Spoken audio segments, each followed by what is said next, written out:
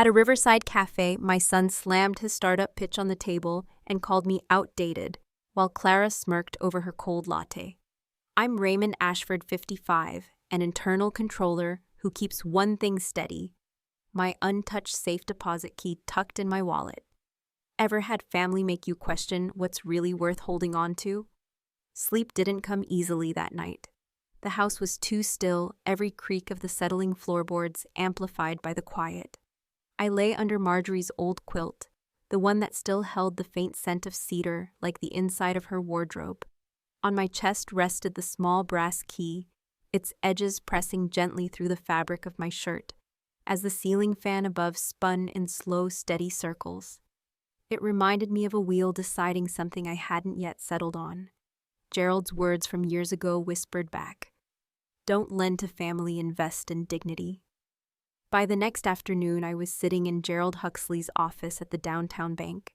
The sun sliced through the blinds in thin golden lines, casting stripes across the polished wood desk, where his pen tapped a slow rhythm. The air smelled of old documents and lemon cleaner, a combination that always made me think of audits and balance sheets. Gerald, steady as ever, raised one graying eyebrow as I explained Dorian's pitch, punctuating my summary with a bitter laugh that held no humor. 250, Gerald repeated, leaning back. No collateral, no business plan worth a dime, and he calls you old-fashioned on top of it.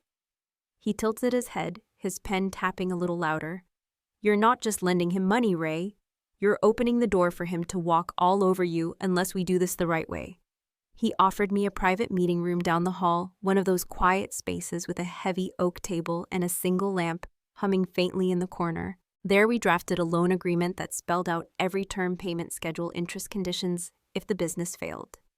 Gerald insisted on 2 copies, one for the bank's safe deposit box, one for me. He slid the stack of papers toward me, watching as I signed each page with deliberate strokes. If they push again, he said, tapping the pen against the wood, push back harder with paper. Let the ink protect you when their charm runs out. Dorian and Clara breezed in near the end. All confidence and quick smiles like this was just a formality before their big win. Clara perched on the edge of a chair, her phone in hand, barely glancing at the paperwork. This is great, she said lightly, scrolling through something on her screen. And we've updated the will too, just in case. Wouldn't want any hiccups down the line. I set my pen down and met her eyes steady and unblinking. It's already accounted for, I said, letting the words hang heavier than they looked on paper. She blinked, gave a tiny smirk, and went back to her phone. Dorian clapped me on the shoulder like we'd just closed a deal at a bar, not secured a $250,000 loan that could sink us both. When they left, Gerald gathered the documents, slipping the originals into a labeled envelope. He handed me the safe deposit key, cool and solid in my palm. Keep this close, he said. Closer than your wallet. You might need it sooner than you think. I slid the key back behind my driver's license, where it always lived, and walked out into the fading afternoon light. The bank's marble floors clicked under my shoes, echoing in the hushed lobby. As I reached the door, my phone buzzed in my pocket. A message from Dorian lit up the screen. Thanks, Dad. Knew you'd come around. No thank you. No warmth. Just the casual assumption that I'd done what I was supposed to do. I slipped the phone back into my jacket, the weight of the key against my chest reminding me this wasn't charity. This was a line in the sand, even if no one else could see it yet. Outside, the autumn air smelled faintly of rain on brick and exhaust, cool enough to make me pull my collar up. For the first time, I wondered how far this would have to go before Dorian learned the lesson Gerald had been teaching me for years. Late summer heat clung to the savannah air like a damp shirt, and the cafe's ceiling fans barely kept it at bay. I sat across from my son Dorian, watching the condensation bead on his untouched glass of sweet tea. Jazz floated in from the pier, smooth notes gliding over the cicada's constant hum. He didn't look at me so much as through me, his knee bouncing with impatience as he flicked through a sleek pitch deck on his tablet. Dad, he began, his tone flat like we were talking about who'd pick up the dry cleaning. I need $250,000, upfront, no installments, no strings. Think of it as a boost, not a loan. He glanced toward Clara's friends, a pair of polished strangers at the bar, whispering behind designer cocktails, as if their approval mattered more than mine. It's practically pocket change for you, right? The words landed like a cold slap, more for their casualness than the number itself. 250,000. My life's cautious discipline, his casual ask. Before I could shape a response, he smirked and leaned back. Voice just loud enough for the bar to hear. He's old-fashioned, folks. Thinks paper ledgers still matter, but he'll come around. Clara's laugh was soft-practiced, not even looking up from her phone. The smell of hickory smoke drifted in from the stand, down by the riverwalk curling under the cafe's open windows. It used to mean Saturday cookouts with Marjorie, her laughter carrying across the yard as she flipped ribs on the grill. Today it just smelled burnt, a reminder of what was gone and who was left. I sipped my coffee, its bitterness matching the taste in my mouth. Dorian slid the tablet toward me like a dealer passing cards. Ashford Creative, the title read in bold. Graphs shot upward, all color and no substance. Savannah's first boutique agency targeting high-end brands, he said, confidence dripping from every syllable. This is your chance to be part of something modern, Dad. Step out of the ledgers into the future. I tapped one of the charts, the numbers suspiciously round. What's your actual burn rate projected revenue beyond the first quarter? You're asking for $250,000. There has to be more than buzzwords here. He scoffed, actually scoffed like I'd asked him to explain how a light switch works. That's not how things work now. It's about speed and image. We get the right clients, the cash flow follows. You wouldn't get it. Your world was about balancing checkbooks. Ours is about building momentum. Clara finally looked up, tilting her head. There's a startup incubator looking at his concept. They think it's disruptive. She smiled without warmth, her thumb hovering over her phone screen. You should feel proud you can be useful, Raymond. Not many parents get to accelerate their kids' dreams like this. The waitress, a college girl with tired eyes, passed behind me and dropped a coffee spoon. It hit the tile with a sharp clatter, and for a breath, everything in the cafe went still. Jazz cicadas chatter. Just my son's impatient sigh filling the space. Dorian leaned closer, lowering his voice so only I could hear. You're either helping me, he murmured, or you're holding me back. Simple as that. The words didn't come out as a threat, but they hung heavy, an echo I knew would follow me long after I left this table. I leaned back, letting the chair creak under my weight, and reached for my wallet to pay for the untouched coffee cooling in front of me. My fingers brushed against the safe deposit key, tucked behind my driver's license, cool and solid, the one thing I kept on me no matter what. I didn't pull it out, just felt its weight. When I stood, Dorian's eyes flicked to mine, expecting an answer. I gave him none. Not yes, not no, just a quiet nod as I left the cafe, the smell of hickory smoke trailing me down the pier, curling into the warm air like a question I wasn't ready to answer.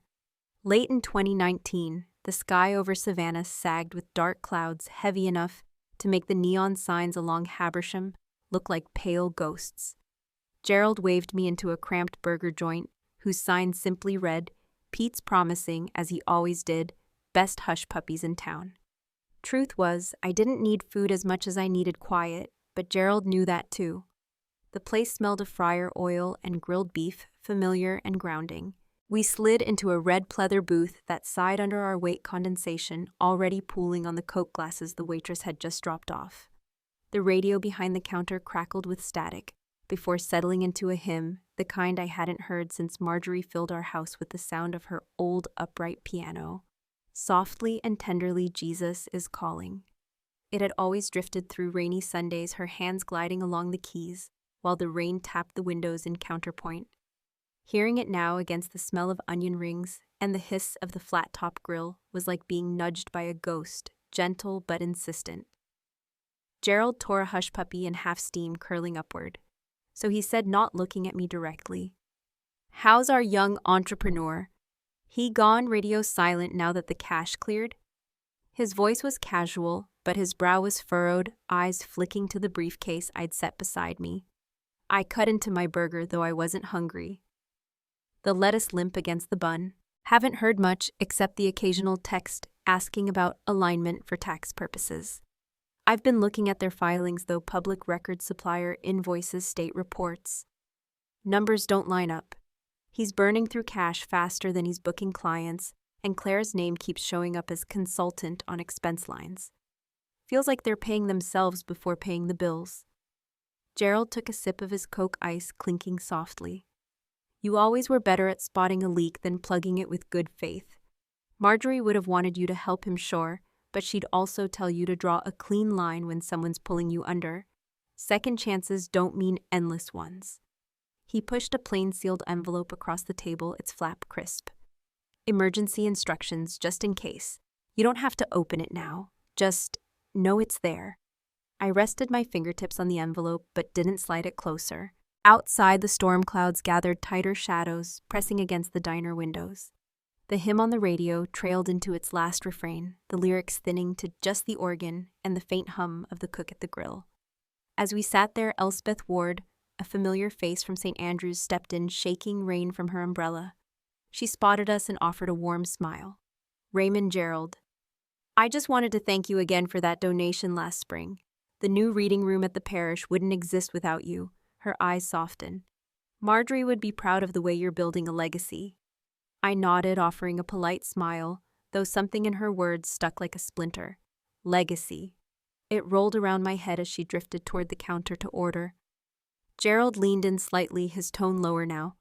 Ray, you need to think about what comes after this. Not just protecting your money, but your peace. There's life beyond babysitting grown children who think you're a piggy bank. He tapped the envelope once with his index finger. Exit strategy. Don't wait until they choose one for you. Before I could respond, my phone buzzed sharply against the table. The screen lit up with Clara's name and a new email notification. Subject: need to discuss estate alignment before tax season. The subject line alone made my jaw tighten. Gerald glanced at it, then at me, his expression unreadable. I slid the phone face down on the table, the condensation from the glass leaving a ring on the wood where it had sat.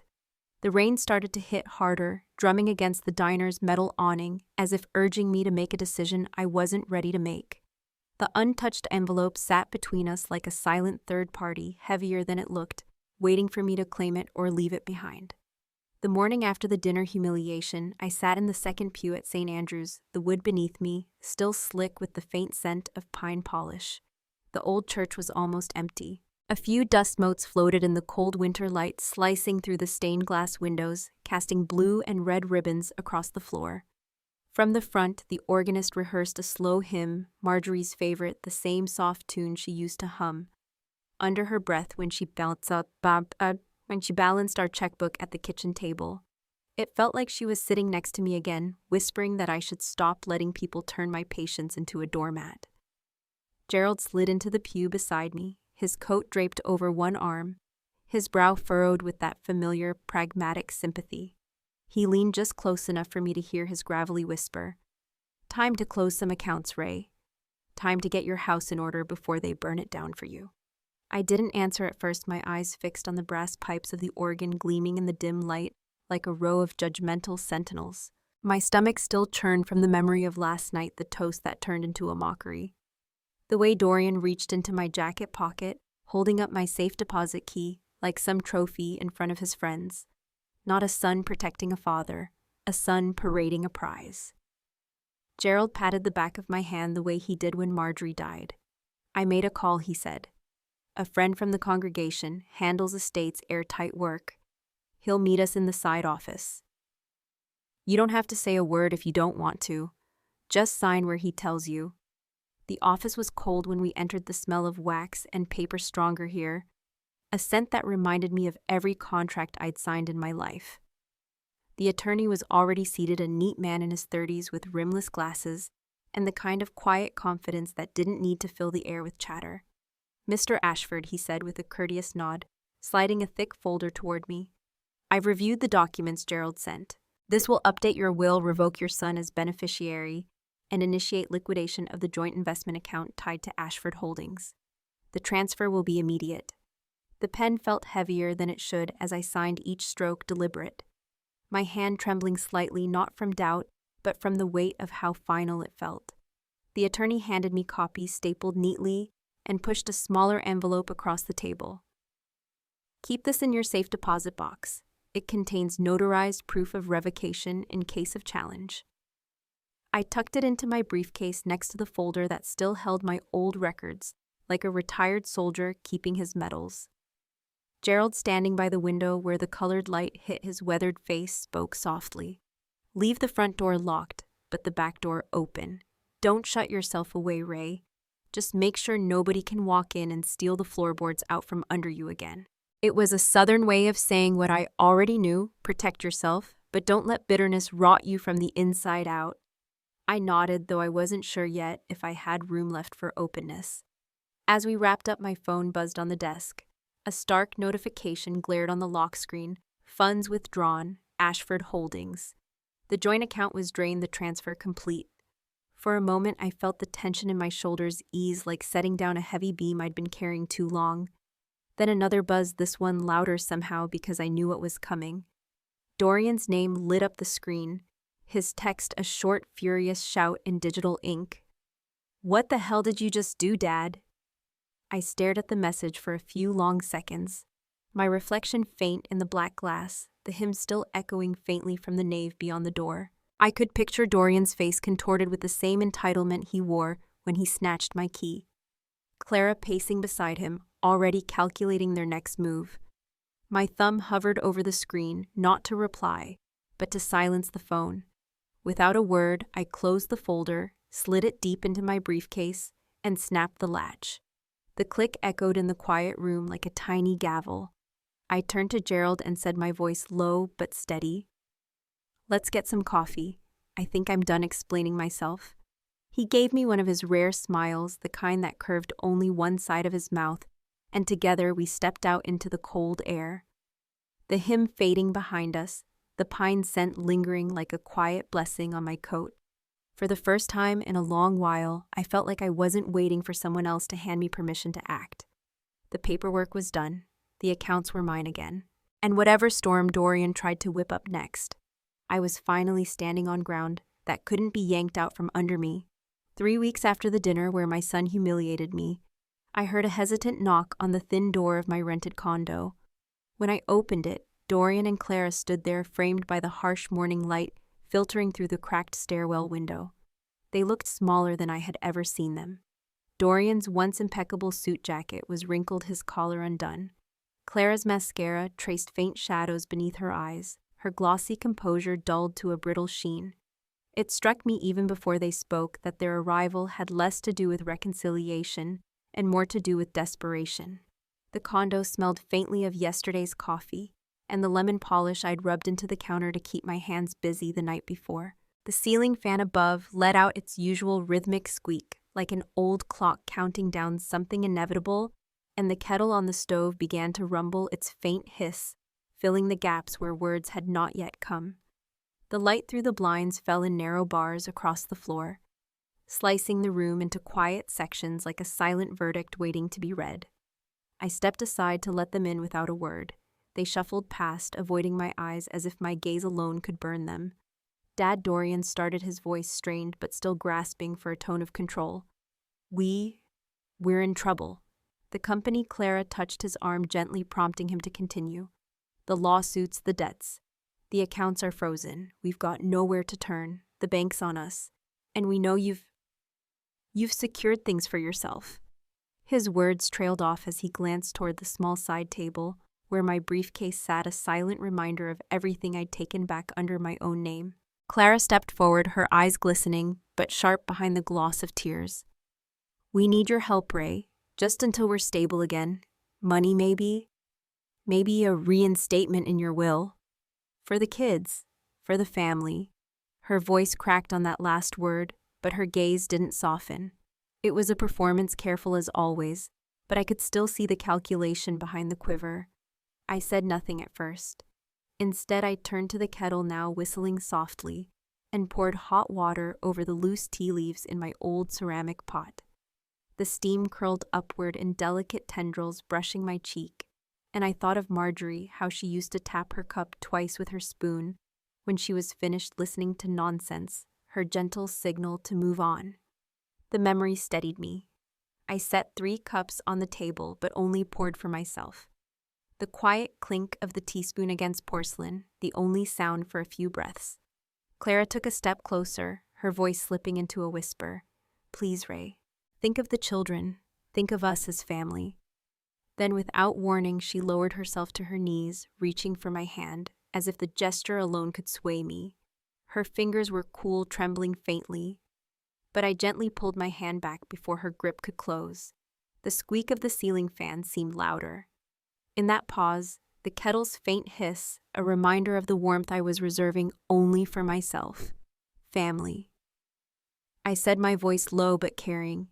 Family doesn't rob you while you're still breathing. The words hung between us heavier than any raised voice could have been.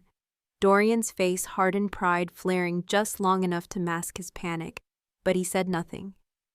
Clara slowly rose, her tears drying into a thin mask of resignation. They both understood finally that whatever bridge they'd thought they could rebuild had already burned to ash. They left without another word, the door closing behind them with a soft click that sounded almost like relief. I stood in the narrow strip of sunlight by the blinds, listening to their footsteps fade down the hallway. My phone rang on the counter, vibrating against the laminate with a gentle rattle. Gerald's name glowed on the screen. I picked up his voice, warm but direct. Ray, ready to put that new plan into motion. The community board wants to meet. They're excited. I looked around the quiet condo, the faint lemon scent, the steady hiss of the kettle, the blinds casting their muted stripes across the floor. Yeah, Gerald, I said, my voice steady. I think it's time. As the fan squeaked overhead and the tea steamed gently in my cup, I realized I wasn't just done with Dorian and Clara. I was finally done with the part of myself that kept hoping they'd see me as anything more than a source to drain. I sat down at the small kitchen table, took a slow sip of tea, and listened to the silence. For the first time in years, it didn't feel heavy. It felt like space I could finally call my own.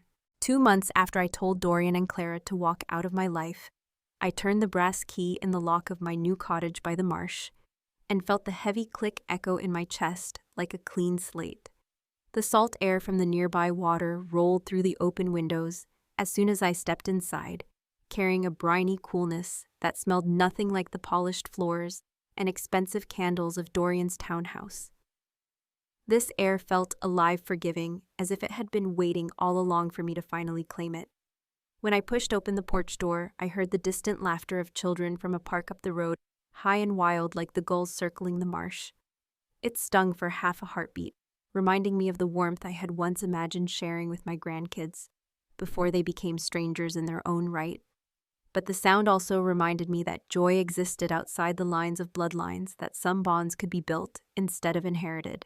The afternoon sun sat high, staining the porch floorboards gold, and a thread of smoke from the BBQ pit curled lazily upward, drifting past the awning.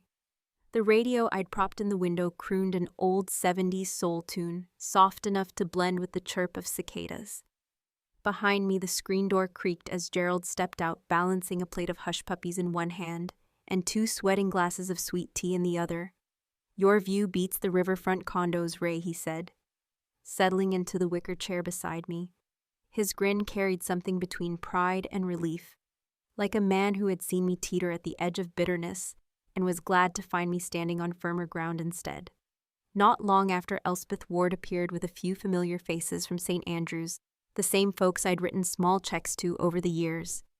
People who never asked for more than my company at a pancake breakfast or a Saturday cleanup day.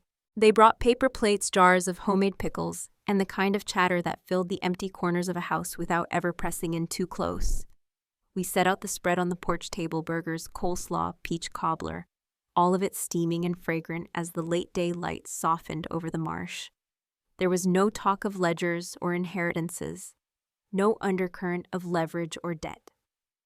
Just easy conversation about the weather, the fishing in the tidal creeks, and the jazz festival coming to Forsyth Park next month. At some point, Gerald tapped his glass with the back of a fork and stood clearing his throat in his usual unceremonious way.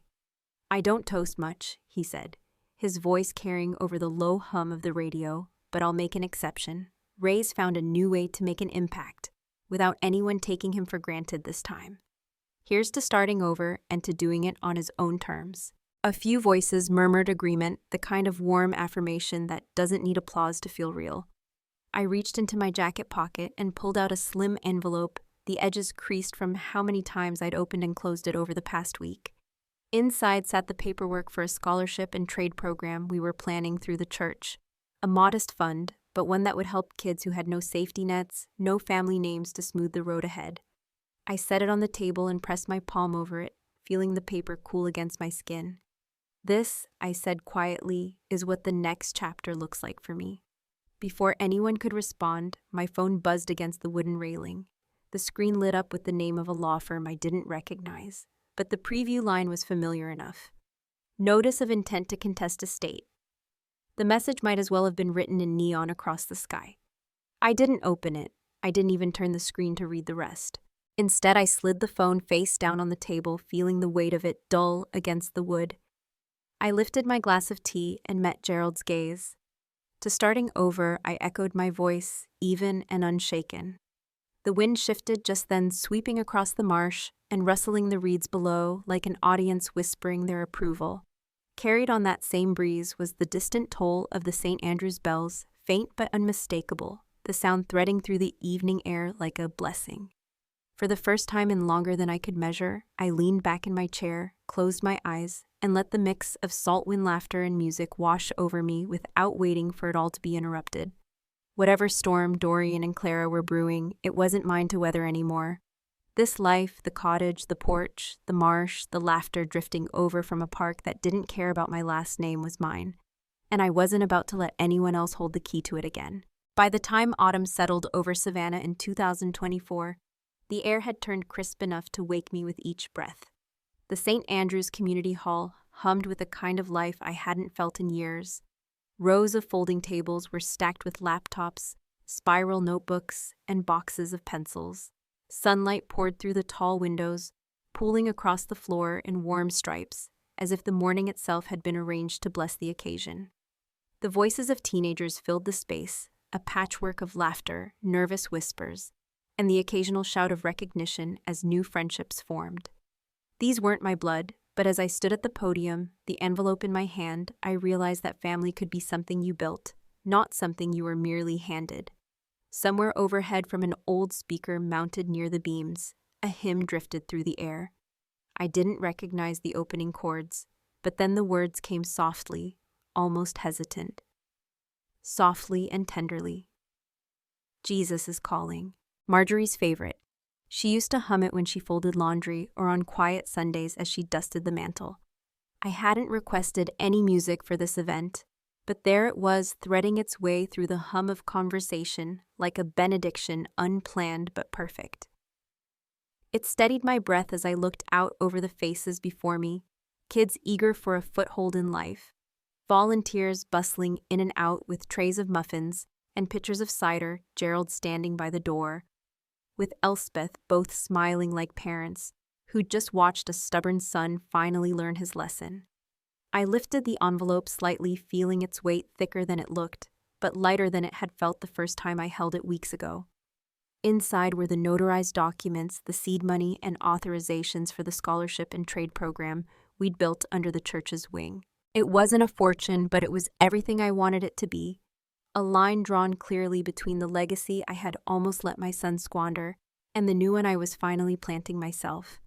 I stepped forward and placed it in the church treasurer's waiting hands. This, I said, my voice even, isn't charity.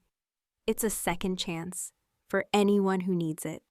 Marjorie always believed that giving people a way forward was worth more than writing them checks.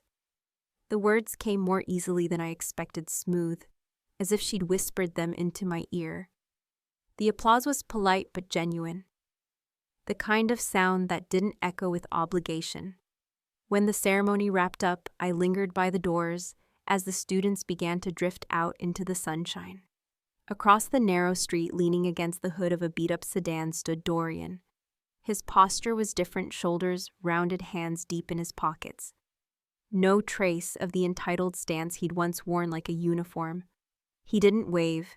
He didn't call out. He just met my eyes for a moment, and I gave him a single nod. Not forgiveness, not anger, just acknowledgement. A quiet closing of a door that had been left hanging open far too long. He dipped his chin once in return, then slid into the driver's seat and pulled away without a word. On the drive back to the cottage, I rolled the windows down despite the chill. The marsh air was sharper now, tinged with the scent of drying reeds and brine. When I flicked on the radio, a familiar melody spilled out Marjorie's hymn, the same one from the hall. Only this time played by a jazz quartet, slow and warm, like a memory being gently unwrapped. I didn't laugh and I didn't cry. I just let it play, one hand resting on the wheel, the other tapping softly against my thigh in time with the rhythm. The way she used to tap her teacup when she was content. By the time I pulled into the gravel drive, the sun had dipped low enough to cast the marsh in shades of copper and deep green. I cut the engine and sat still for a moment, the reeds rustling in the evening breeze like whispered prayers. The phone in my coat pocket buzzed once, then again. I didn't need to look to know whose name would be on the screen, and I didn't bother to fish it out. I let the sound fade into the hush of the evening. I leaned back against the headrest, eyes closed, listening to the wind, to the faint hum of the hymn still lingering in my head, to the soft creak of the porch boards as they settled in the cooling air. For the first time in years, my chest felt light, not from triumph, not from gloating, but from a quiet sense of arrival. This was what Marjorie had always wanted for me, even if neither of us had known it until now, a life not ruled by bitterness or betrayal, but shaped by peace, purpose, and a kind of love that asked for nothing in return. And so I stayed there unmoving, letting the wind carry away the last remnants of everything I'd been holding on to, listening to the reeds sing their low rustling hymn. For the first time in so many years, I smiled, not a thin, guarded smirk, but a full, unclouded smile, and felt no trace of bitterness.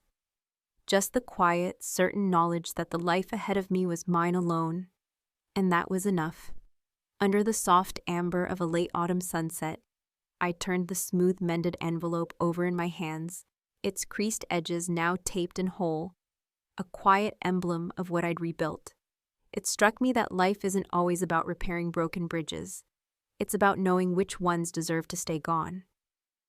Justice came not through revenge, but through learning to draw my lines and still offer a little light to others. Even in loss, there's room for new roots, new bonds, and a peace that doesn't depend on old titles or ties. Sometimes bridges collapse so we can learn which ones are worth rebuilding. Has life ever handed you a second chance in disguise? Share your story or stick around to hear more like this.